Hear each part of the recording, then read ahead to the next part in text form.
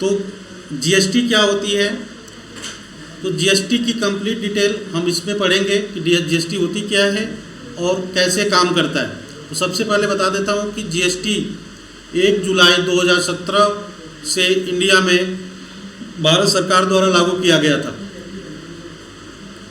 उससे पहले वैट के नाम से जाना जाता था, मतलब जीएसटी नहीं था, क्या चलता था, वैट चलता था। ठीक है, तो वैट क्या होता है, वैल्यू एडेड टैक्स, जो अलग अलग प्रोडक्ट पे अलग अलग टैक्स लगता था उस समय। वैट में क्या था, अलग अलग प्रोडक्ट पे अलग अलग टैक्स लगता था। जीएसटी में क्या किया गया है कि जो हमारे प्रोडक्ट है ना, उनको कैटेगराइज किया गया है और कैटेगराइज करके हम उसको आसान कर दिए हैं, अपने टैक्स को आसान कर दिए। उस समय बहुत सारे टैक्सेस थे, वो लोगों को टैक्स याद करना और वो करना बहुत दिक्कत होती थी। जो कंपनी में जो क्या कहते हैं कंपनी वाले थे, उनके लिए भी दिक्कत होती थी। तो उन सबको वैट को हटा करके क्या कर दिया गया, जीएसटी कर दिया गया, जिसका पूरा नाम है गुड्स एंड सर्विस टैक्स। व्यापार हमारे दो तरह का होता है, मैंने बताया था आप लोगों को। व्यापार दो तरह का होता है, क्लियर किया था आप लोगों को मैं। तो उसमें एक होता है व्यापार जिसमें आइटम को सेल किया जाता है या खरीदा जाता है, आइटम को, सामान को खरीदना और बेचना। दूसरा क्या होता है, सर्विस, सेवा। तो उसी दोनों टाइप बिजनेस को मिलाकर के इसका नाम रखा गया गुड्स। गुड्स मतलब आइटम और सर्विस मतलब सेवा टैक्स। तो सामान पे जो टैक्स लगेगा वो, अपना जो सर्विस पे टैक्स मिलेगा वो, इन दोनों को मिलाकर के एक नाम दे दिया गया GST, goods and service tax. तो जीएसटी की परिभाषा क्या है कि जीएसटी की फुल फॉर्म होती है गुड्स एंड सर्विस टैक्स, जिसमें गुड्स का मतलब होता है माल और सर्विस का मतलब होता है सेवा। अर्थात गवर्नमेंट द्वारा किसी भी प्रकार के माल या किसी भी प्रकार की सर्विस पर लगाया गया tax good and service tax कहलाता है। तो सरकार द्वारा चाहे माल हो चाहे सर्विस पे जो भी टैक्स लेती है गवर्नमेंट, उसको हम लोग जीएसटी बोलते हैं। अब जीएसटी कब लगता है और क्यों लगता है, कितना लगता है, कैसे लगता है और किस पर लगता है, ये समझते हैं।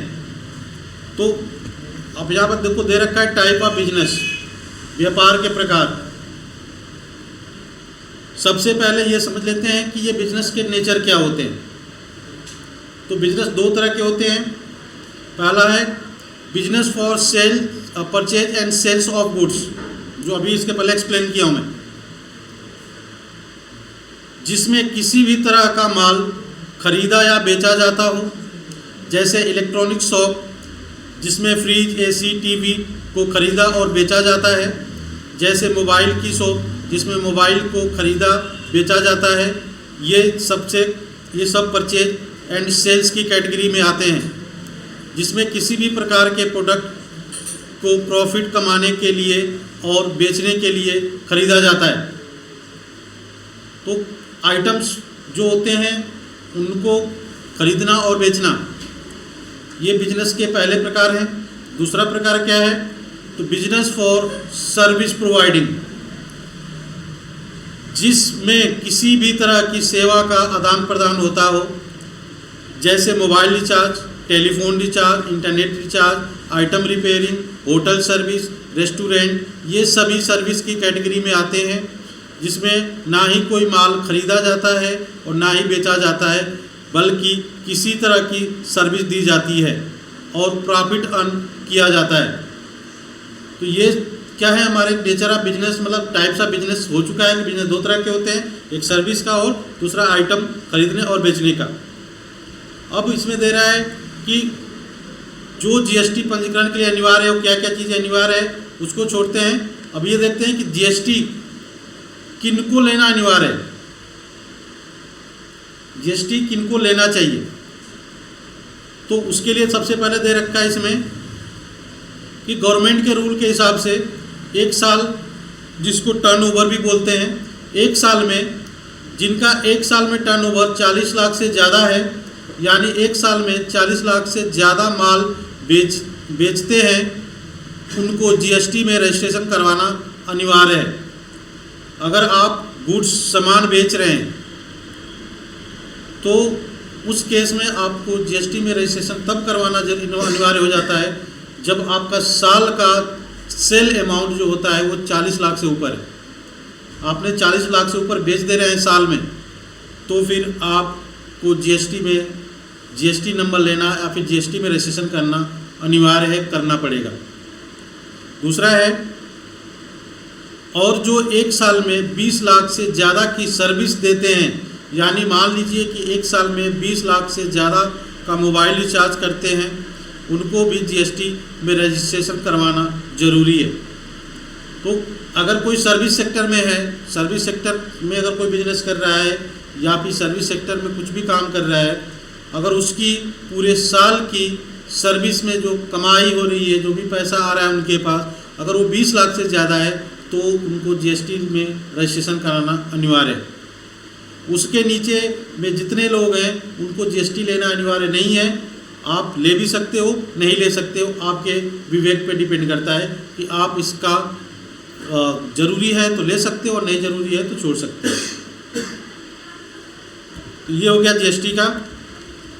अब जीएसटी पंजीकरण के लिए दस्तावेज क्या लगेगा, डॉक्यूमेंट क्या क्या लगेगा, तो वो आधार कार्ड लगेगा, पैन कार्ड लगेगा, पासपोर्ट साइज फ़ोटो है, बैंक अकाउंट है, वैलिड मोबाइल नंबर है, प्रूफ ऑफ बिजनेस क्या कर रहे हैं उसका प्रूफ चाहिए, रेंट एग्रीमेंट चाहिए और फॉर्म का नाम चाहिए, किस नाम से आप जीएसटी में रजिस्ट्रेशन करवाओगे।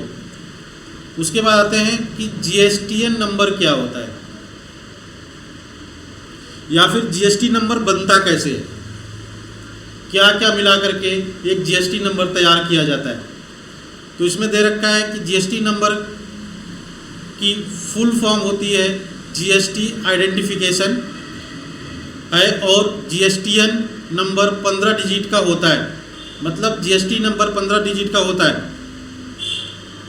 इसमें दे रखा है फर्स्ट 2 डिजिट स्टेट कोड होता है, जिस भी स्टेट में रजिस्ट्रेशन हुआ है उसके अकॉर्डिंग, जैसा राजस्थान का स्टेट कोड 08 है तो हर राज्य का अपना एक स्टेट कोड होता है।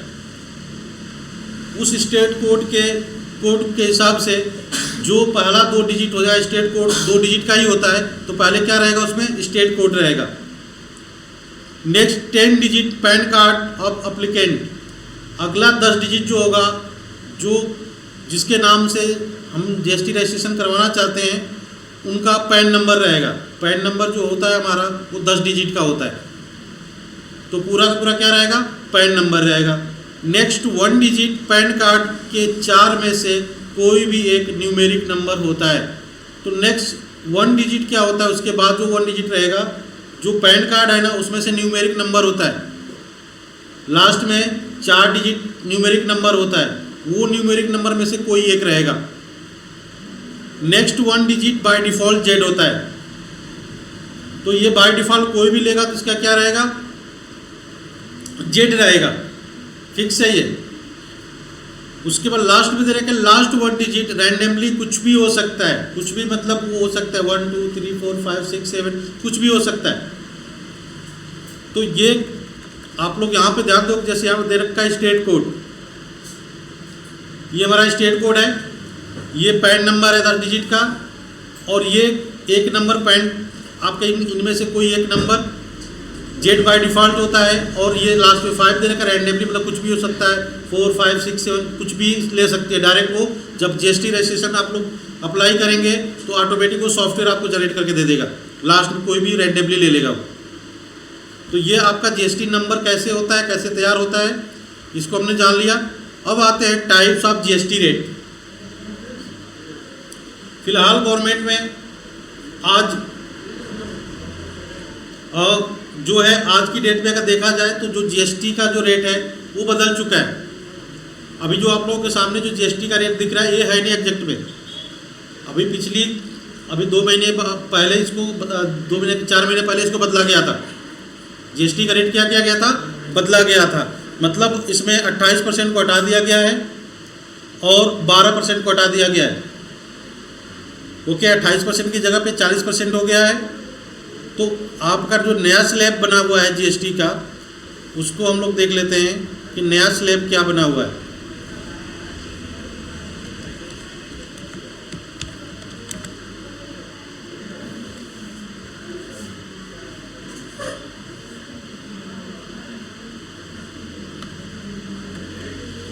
ये देखो, ये दे रखा है इफेक्टिव 22 सितंबर 2025 को इंडिया ने जीएसटी को चेंज किया।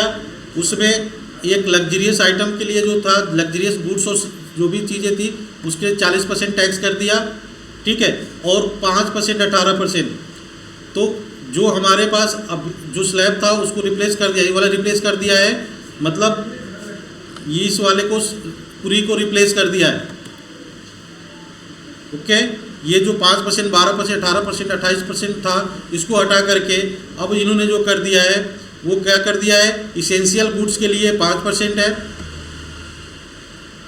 इसेंशियल गुड, इसेंशियल बहुत ज़रूरी जो होते हैं सामान होते हैं, उनके लिए क्या कर दिया है, 50% कर दिया है।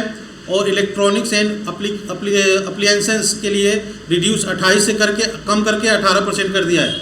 मतलब जो हमारे इलेक्ट्रॉनिक्स आइटम थे इनका पहले 28% था, अब क्या कर दिया, इसको 28 इसको हटा दिया बिल्कुल, उसकी जगह क्या कर दिया 18% कर दिया है। और उसके बाद से जो कुछ लग्जरियस आइटम थे उसको भी 18% में डाल दिया है और कुछ को 40% में कर दिया है। तो ये हमारा स्लैब है। जो अभी का जो स्लैब है हमारे पास वो है 5% और 18% और 40%। 12% और 28% को क्या कर दिया, इसने हटा दिया है। पहले क्या हमारे पास कितने थे, 5, 12, 18 और 28, मतलब जीरो से लेकर के 5 टाइप के थे। अब क्या कर दिया है, अब उसने 4 कर दिया है, एक बढ़ा दिया, इसमें 40% बढ़ा दिया है और 2 को हटा दिया है, 12% को और 18% को, सॉरी 28% को। तो वही चीज़ें हैं यहाँ पे, मैं यहाँ पे 12% और 18%, सॉरी 12% और 28%, ये और ये हटा दिया गया है। अब इसकी जगह पे जो 28% था यहाँ पे 40% हो गया है और बाकी हमारा क्या कहते हैं वही है, जैसे 0%, 5%, 18% और 40% ये हो चुका है। तो ये जो अभी आप लोगों को दिख रहा है ये पुराना है, 4 महीने पहले का ये दिख रहा है, इसलिए आप इसको इग्नोर करेंगे। अभी बस समझने की कोशिश करना कि क्या होता है, कैसे इसको हम लोग अप्लाई करते हैं। तो सबसे पहले दे रखा है GST एट द रेट 0%। तो GST एट द रेट 0% किस आइटम पे लगता है, तो वो आइटम या सर्विस जिन पर कोई GST टैक्स नहीं लगता वो क्या होता है, उस पर वो 0% उसको बोलते हैं। जैसे खाद, बीज, मिल्क, एग, ऐसे बहुत सारे इसेंशियल जो आइटम्स होते हैं, ठीक है, जो बहुत ज़रूरी होते हैं, जो हमें अपने जीवन को सर्वाइव करने के लिए, अपने जीवन को क्या कहते हैं जीने के लिए उसकी ज़रूरत है। तो इसलिए उसको 0% मतलब उस पर कोई टैक्स नहीं लगेगा। उसके बाद से GST एट द रेट 5%, वो आइटम या सर्विस जिस पर 5% का टैक्स लगता हो, जैसे शुगर, स्पाइस, टी, मतलब मसाले, चीनी और चाय पत्ती। GST एट द रेट 18%, वो आइटम या सर्विस जिस पर 18% टैक्स लगता है, जैसे टेलीफोन, स्कूल बैग। नेक्स्ट है GST एट द रेट, यहाँ पे 28% है लेकिन 40% हो चुका है, वो आइटम या सर्विस जिन पर GST 40% लगता है, जैसे एयर कंडीशनर मतलब AC, सीमेंट्स या फिर और भी लग्जरियस आइटम। तो ये हमारे GST के जो अप्लाई किया लगता है ये टाइप्स हैं। अब GST को कैसे अप्लाई करते हैं इसको हमें जानने की ज़रूरत नहीं है, बस इतना। अब आगे आते हैं सीधा कि how GST apply in invoice. Invoice में GST को अप्लाई कैसे करते हैं, मतलब इनवॉइस मतलब बिल। हम लोग टैली में बिल की एंट्री करते हैं। अगर आपने कहीं पे सामान खरीदने गए या फिर आपकी कंपनी ने कहीं से सामान खरीद रही है तो उस सामान की बिल आपको दे देगी कि ये बिल लो और इस बिल में देखो ये सामान हमने खरीदा है इस कंपनी से, उसकी एंट्री कर दो टैली पे, तो उसको इनवॉइस बोलते हैं। तो उसमें GST को कैसे लगाओगे, किस तरह से GST लगेगी या कौन कौन से GST लगेगी उसको जानना जरूरी है। तो यहाँ पे क्या, जब भी हम कोई माल खरीदते हैं तो बिल में जीएसटी लगा के आता है, और बेचते हैं तो जीएसटी लगाना पड़ता है। जीएसटी दो तरह से वसूला जाता है। जीएसटी दो तरह से वसूला जाता है। जैसे यहाँ पे देखो जीएसटी दे रखा है, इसमें क्या है, एसजीएसटी, सीजीएसटी और आईजीएसटी। तो एसजीएसटी, सीजीएसटी ये हमारा वो जीएसटी है जो एक सेंट्रल गवर्नमेंट को जाती है, एक स्टेट गवर्नमेंट को जाती है। और ये किस केस में सेंट्रल गवर्नमेंट को जाती है, किस केस में स्टेट गवर्नमेंट को जाती है, इसको आगे डिस्कस करेंगे। और आईजीएसटी कैसे होता है, कैसे इसको अप्लाई करते हैं, इसको भी आगे हम लोग देखते हैं। तो सबसे पहले आते हैं एसजीएसटी। इसको बोलते हैं स्टेट टैक्स, एंड सीजीएसटी मतलब सेंट्रल टैक्स। तो पहला हमारा टाइप से है एसजीएसटी एंड सीजीएसटी। जब भी कोई माल एक ही स्टेट से खरीदा जाता है या एक ही स्टेट में बेचा जाता हो, जैसे मैंने राजस्थान का हूँ और कोई आइटम मैंने राजस्थान के किसी शहर से खरीदा और राजस्थान के ही किसी शहर में बेच दिया, तो एसजीएसटी एंड सीजीएसटी लगता है, वो भी टैक्स रेट के 50% के रेशियो पे। जैसे एक मोबाइल जो 1000 रुपये का है, जिसका टैक्स रेट 12% है, उसमें मैंने राजस्थान के ही किसी शहर में बेच दिया, तो इस प्रकार टैक्स जो डिवाइड होगा वो कैसे होगा, तो मोबाइल का आपका जो वैल्यू है 1000 है, उस पर एचजीएसटी 6% और सीजीएसटी 6%, मतलब टोटल 12% जीएसटी उस पर लग रहा है उस आइटम पे। उसको क्या करेंगे कि सेंट्रल गवर्नमेंट और स्टेट गवर्नमेंट डिवाइड कर लेंगे 50-50 रेशियो पे। और किस केस में होता है, जब हम माल जिस राज्य में हमारी कंपनी है उसी राज्य से माल खरीद रहे हैं या फिर उसी राज्य माल को बेच रहे हैं, उस केस में एसजीएसटी और सीजीएसटी लगता है। नेक्स्ट है आईजीएसटी। जब कोई माल किसी दूसरे स्टेट से खरीदा जाता हो या किसी दूसरे स्टेट में बेचा जाता हो, जैसे मैं राजस्थान का हूँ और कोई आइटम मैंने पंजाब से खरीदा, तो आईजीएसटी लगता है, वो भी जितनी टैक्स रेट है उसका 100%। जैसे एक मोबाइल 1000 रुपये का है जिसकी टैक्स रेट 12% है, उसे मैंने राजस्थान में नहीं पंजाब के किसी कस्टमर को बेचा, तो इस प्रकार टैक्स इनवाइड होगा। जैसे मोबाइल आपका 1000 का है और उस पर 12% आईजीएसटी लग जाएगा, तो 120, ये टोटल आपका 1120 रुपये हो जाएगा। तो ये दो तरह की जीएसटी होती हैं जिसको हम लोग इस तरह से लगाते हैं। जब हम कोई भी माल अपने ही राज्य से खरीदेंगे और या फिर अपने ही राज्य में बेच रहे हैं, तो वहाँ पे दो तरह के जीएसटी लगती है, सीजीएसटी और एसजीएसटी। और आईजीएसटी क्या होता है, जब हम माल दूसरे राज्य से खरीद रहे हैं या फिर दूसरे राज्य को बेच रहे हैं, तो वहाँ पे हम लोगों को बस एक जीएसटी लगती है, होती है आईजीएसटी। तो ये जीएसटी के दोनों कैटेगरी आप लोगों को समझ में आ गया होगा और ये जानना बहुत ज़रूरी है।